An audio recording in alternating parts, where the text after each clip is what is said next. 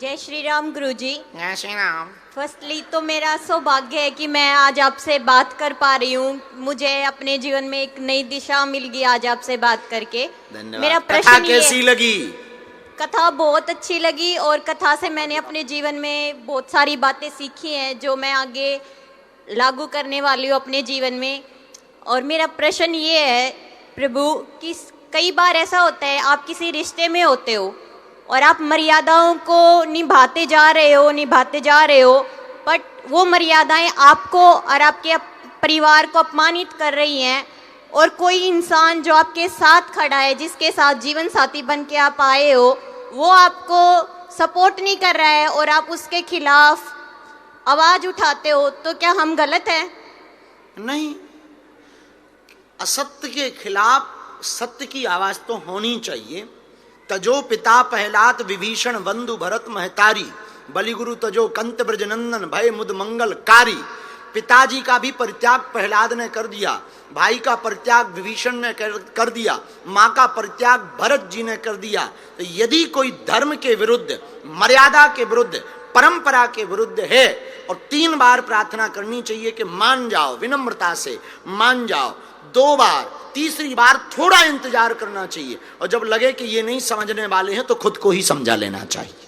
हाँ जी प्रभु, जैसे आपने बोला कि हमें माँ को सबसे ऊंचा पद देना चाहिए। हम इतनी दूर आके पढ़ाई करते हैं और हमारे माँ बाप रहते हैं, उनकी सेवा करनी चाहिए।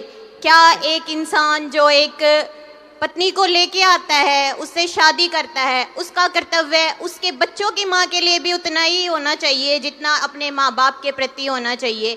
या वो एक सिर्फ माँ बाप के प्रति अपना दायित्व दिखा के और अपनी पत्नी के प्रति और उसके बच्चे के प्रति अपने दायित्व को भूल जाता है, तो वो उस स्थिति में उस पत्नी को क्या करना चाहिए? पति को मातृ धर्म और पत्नी धर्म दोनों ही निभाने चाहिए। एक माँ जिसने आपको जन्म देने के लिए अपना जीवन दांव पर लगाया और एक पत्नी वो है जिसने परिवार को छोड़कर आपके लिए अपना जीवन जीना शुरू किया। तो पति का कर्तव्य है कि माँ को भी समय दें, पत्नी को भी समय दें, पर पत्नी का भी कर्तव्य है कि सासू माँ को सासू माँ नहीं अपनी माँ समझे। नहीं जी गुरुजी, मैं आपकी बात से पूरी तरह सहमत हूँ। मैं भी बेटी हूँ, मेरी भी माँ है। कल को मैं भी अपेक्षा करती हूँ कि हम भी ऐसी भाभी की अपेक्षा करते हैं। तो ये एक बेटी का कर्तव्य होता है कि वो सास को पहले अपनी माँ माने, बट कोई माँ बेटी समझे ही नहीं तो उस केस में आप पूजा किए जा रहे हो, कर्तव्य किए जा रहे हो। लग रही हो आप।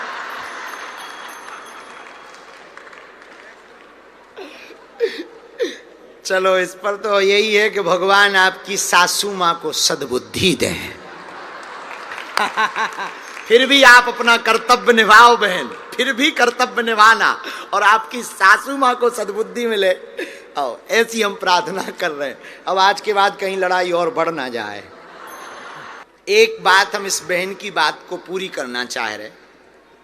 सासू माँ चाहती हैं कि जो बहू आए वो बेटी की तरह रहे, बहू चाहती कि जो सासू माँ मिले वो हमको माँ जैसा लाड़ दे।